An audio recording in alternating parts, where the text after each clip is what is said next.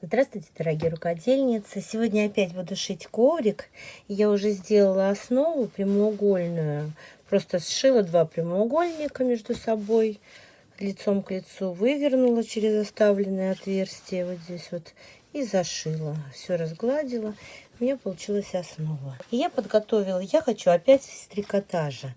Вот я подготовила такие достаточно длинные, они где-то метр с лишним полоски трикотажные. Я их порезала. Пока у меня только два цвета, но я там посмотрю, как пойдет. Может быть, буду добавлять. Вот такие вот полоски, которые у меня были обрезки, я просто сшила. Я использовала для сшивания иголку для трикотажа. Попробовала обычный, не очень хорошо получается. Взяла иголку для трикотажа. С иголкой для трикотажа все пошло как по маслу. И я на коврике на своем отмечу сейчас серединку. Вот она у меня. Вот здесь вот. Я прямо маркером отмечу. То же самое с другой стороны. Здесь. И своей вот линейкой, сделанной из металлического порошка, я прям вот эту серединку нарисую. По этой линии я буду пришивать первую ленту. И следующие я буду пришивать на расстоянии где-то 2 сантиметра друг от друга. Я сейчас разметочку сделаю. Я прям вот по 2 сантиметра сначала с одной стороны отмеряю, а потом с противоположной, чтобы потом нарисовать такие же прямые линии, как через центр я провела. Крестиком вот здесь вот отметила свою центральную линию, потому что я буду от нее начинать. И вот беру полоску и буду пришивать ее к моей центральной линии. Но я буду не просто прошивать, а я буду ее вот так вот складывать складочками еще. Буду стараться ее делать примерно равномерными. Так как я первый раз такой делаю коврик, и навыка у меня еще нет, то я, наверное, не сразу у меня станет получаться, но потом станет. Конечно, складочки желательно одного размера делать, но тут уж как получается. Первое время у меня, конечно... И вот то, что вот они заминаются немножко при сшивании, это ничего страшного, я думаю, потому что там это все равно не видно. Ну, а я напоминаю, не забыть подписаться на мой канал тем, кто не подписан. А тем, кто подписан и смотрит в ютубе, ставьте, нажимайте значок колокольчика рядом с кнопкой подписаться. Тогда вы будете получать уведомления о моих новых видео. Там, где у меня вот склады, это шовчик, я его в складочку прячу. И, конечно, не сдерживайте себя, если вам хочется поставить лайк, ставьте и пишите обязательно комментарии. Я всегда с радостью, с удовольствием читаю комментарии, отвечаю на все комментарии, поэтому тоже не стесняйтесь, пишите. Мне же не видно тут эту линию, поэтому я стараюсь хотя бы, ну, более-менее шов, чтобы сюда попадал по линии, а там посмотрим, как дальше пойдет. Так-то вроде более-менее и попадает. Так, у меня уже тут ничего не осталось, наверное, не хватит.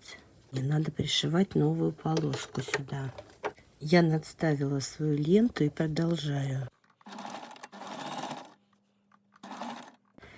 Вот эти ленты я порезала примерно шириной 4 сантиметра. Поэтому по краям этих лент я могу ориентироваться, где центр. Вот видите, я закрыла шовчик. Я когда резала трикотаж на ленты, я не отмеряла 4 сантиметра. Я резала на глазок. Поэтому, конечно, тут разница есть в ширине ленты иногда. Все, первую полоску пришила. Следующую полоску я буду вшивать черную.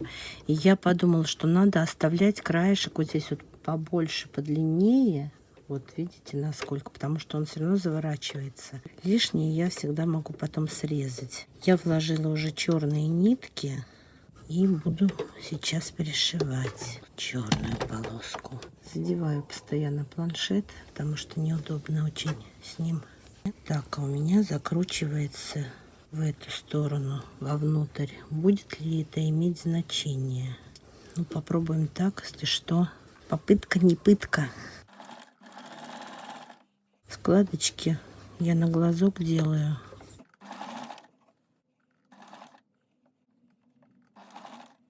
Когда лента длинная, она сама по себе тянет вниз, поэтому я ее вот сюда немножко. Я увидела такой коврик у одной португальской рукодельницы, но у нее ткань была другая, не трикотаж.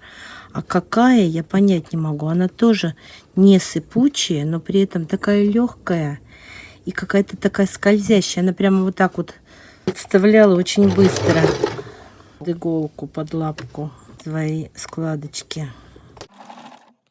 Но так как я не поняла, какая там ткань, то решила сделать с трикотажем. Смысл-то тот же, но дольше получится, видимо. Кто знает, какая бывает тонкая легкая ткань, которая не сыпется, напишите, пожалуйста, в комментариях. Очень хотелось бы попробовать еще и с той тканью. Черной ленты мне, по-моему, хватает. Я сейчас скажу ширину своей заготовки и длину ленты, чтобы вы могли тоже рассчитывать, какой длины. Ширина моей заготовки 40 сантиметров, а длина вот этой вот черной ленты, которая у меня как раз подошла по длине, 140 сантиметров.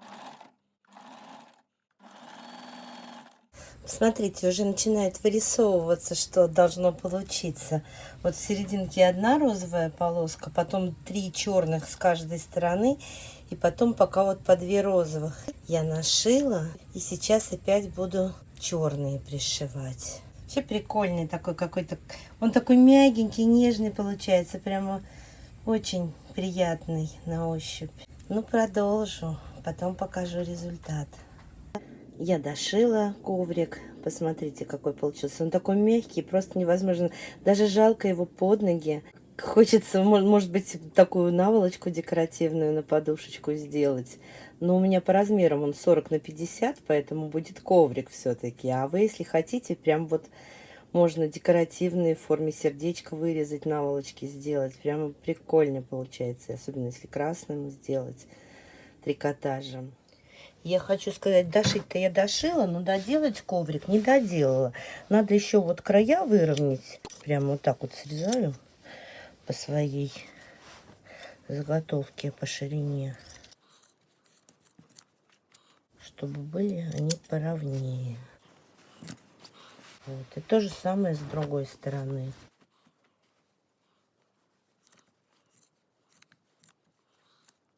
Девочки, я вот задавалась вопросом, когда шила, как укладывать полоски. Вот вверх, вот, полоска, когда вот нарезанная, у нее краешки закручиваются. И вот я все-таки старалась, чтобы вот эти закручивающиеся краешки были на лицо направлены. Поэтому тоже имейте в виду. Вот, боковые стороны я не буду, они более-менее ровные. Здесь вообще практически не выглядывают. Ну, может быть, если только вот это вот немножечко, вот этот краешек подровнять. И еще хотела сказать, на основании своего вот теперь уже опыта, я делала расстояние 2 сантиметра между полосками, но можно и 1,5, потому что, видите, вот проглядывают вот эти вот расстояния. Они, конечно, закрыты, но вот при вот таком вот кое-где выглядывают, если вот так вот его сминать. Будет, наверное, лучше даже, когда будет 1,5 сантиметра. Я вот краешки делала уже почаще полоски, и вот не выглядывает здесь, видите, вот никак не. А здесь вот начинаешь вот так вот ворошить, проглядывает. Так что имейте в виду, лучше через 1,5 сантиметра делать, потому что вот раз и проглядывает. И еще момент, вот когда пришиваешь, конечно, стараешься посерединке прям пришивать ленты, но все равно получается иногда не посерединке, она же тянется. И вот получается, что некоторые вот эти вот полоски, они выше в некоторых местах. Их просто вот так вот можно постригать под уровень остальных, там, где вот повыше получились. Тогда он будет более равномерный, этот коврик. Очень мне нравится, прямо красота. И даже если бы это была не красота, это такая вот нежнятина, когда вот трогаешь, прям вот правда очень хороший, приятный. Если решите делать, прям вот понравится вам. Такой прямо трикотажный мех получился. Прям действительно очень нежный и приятный. Если вам понравилось это видео, ставьте лайк, пишите комментарии. И спасибо всем, кто досмотрел до конца.